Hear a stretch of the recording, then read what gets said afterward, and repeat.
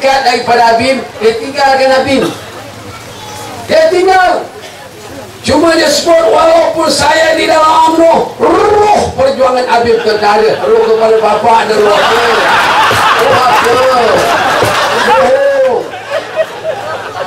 Ruh apa? Daripada pakai siapa ada pakai langsung, dia pakai adik dia semua. Dekat Hilton, apa nama baju tu? Ferry. Bukan murah. Jangan tak jual, tapi rumah tu di Hilton lama tu Ferry. Main baju beribu daripada pakai capal dengan baju Melayu keluar ni. Macam dia pakai air nama jalur dari itu agaknya. Dah bertukar. Ruh apa? Kita datang di dalam UMNO. Ini semua. Ada yang baru, ada yang lama. Saya kira lama lah. Kita datang. Bukan kerana Anwar kuat dalam UMNO, tidak. Tetapi kita nampak macam ada petunjuk seolah-olah Dr. Mazir nakkan Anwar. Itu yang mencanak naik itu. Macam peluru padu. Patutlah sekarang ni tuan jual ni spesial. Macam roket ni. Daripada tahun 82 sampai tahun 93, 11 tahun. 11 tahun dah jadi timbalan Perdana Menteri. Tidak ada orang nasib baik seperti Datuk Seri Anwar Ibrahim. 82 masuk berkanding, terus dapat jadi timbalan menteri. Kita kadang-kadang zaman Dr. Mahathir satu pegal tak merasa dapat jadi timbalan menteri pun, betul? Tunggu dulu, Dr. Mahathir kata, belajar. 82 terus jadi timbalan menteri di Jabatan Perdana Menteri. Lepas tu tak berapa bulan, terus nanti jadi menteri pertanian. Apa yang ditanya, wallahualam, kita pun tak tahu. Berucap dan angkat martabat harakat petani. La ilallah. Tak berapa lama, entah pagi jadi dia tetap jadi pula Menteri Belia dan Sukan. Wah, wali pelaksana belia dan otor sebagainya. Lepas tu jadi Menteri Pendidikan. Dan lepas jadi Menteri Pendidikan, jadi pula Menteri Kewangan. 93 kalahkan Tun Gapang. Jadi timbalan Perdana Menteri. 11 tahun. 11 tahun pun berfikir Datuk Najib nak jadi timbalan Perdana Menteri, bertanding dalam 76. Dapat jadi timbalan Perdana Menteri tahun 2003. Berapa tahun? 20. Itu dalam Melayu rumah matematik.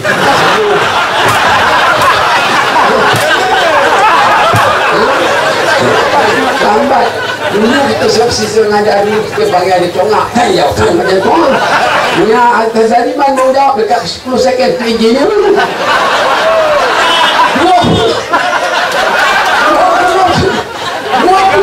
tahun.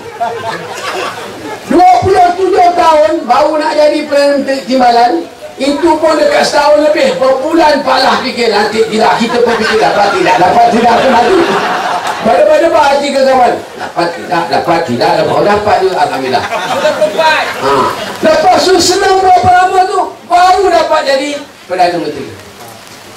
Tuan-tuan bayang, Anwar jenis tak mengenang budi. Itu sebab saya kata Datuk Seri Anwar kalau dia belajar sesuatu, apa saja yang diajarnya dia tak kira. Betul salah dia langgar. Itu dia. Sebab apa dulu begitu. Kemudian kita tengok 93 lawan tu apa? Lawan tu apa? Lawan. Kan dia khawatir. Saya tahu masa itu dia Tun Gapar ni, kalau ada Allahyarham Tun Gapar, dia kalau ada majlis dia tak apa ada. Dia suka suruh Sanusi Jonet. Ini buat Anwar cemas ni. Kok terjadi apa-apa pada Tun Dr. Datuk Seri Dr. Mahathir, kok Tun Gapar pula jadi Sanusi tak dapat. Dia risau tu. Jadi dia langgar Tun Gapar. Walaupun sebut saya tidak akan lawan, tapi akhirnya apa dia sebut? Oleh kerana banyak kebahagiaan yang mencalonkan dia pun bertanding, termasuklah tuan-tuan ini depan ni. Saya menentang. Saya dulu kata tak elok tuan-tuan, tak percaya. Tuan tak nak dengar cakap saya. Sekarang baru tahu bukan sisa betul. Bukan itu cakap guru betul-betul untuk rekod tu. Saya cakap ni 11 tahun macam peluru berpandu. Saya masuk UMNO tahun 72. Masa saya buat diploma pendidikan, sampai sekarang tak jadi-jadi. Baru nak jadi kena gantung dengan 5 tahun itu. Betul kan? semua dah sedar. Saya tak ada mengajar. Tak ada ngajuk. Tak ada macam saya Ibrahim. Ngajuk. Terima nikmat banyak. Tuan-tuan nak legal form dia handal sebab dia ke? Kerajaan membantu. Ada tak? Kerajaan membantu. Tapi orang yang tak sedar diri. Kalau budi kerajaan dia boleh lupa, hentikan dia nak ingat orang Hulu Sanggup. Tuan-tuan tobatlah jangan budi. Budi kerajaan, budi parti, budi pemimpin panah, lantik dia sebagai menteri, wakil dalam UMNO, menteri kabinet. Pun dia tak kena budi. Hentikan kalau dia boleh ingat budi, tuan-tuan. Taruhlah 10,000 spanduk yang mengatakan dia akan perjuangkan nasib orang Hulu Sanggup. Pembohong lah jawab. Tuan, jangan. Kalau orang tak boleh mengenang budi kerajaan, tak usah harap dapat membuat budi pada orang lain. Datuk Seri Anwar tak ingat budi kerajaan.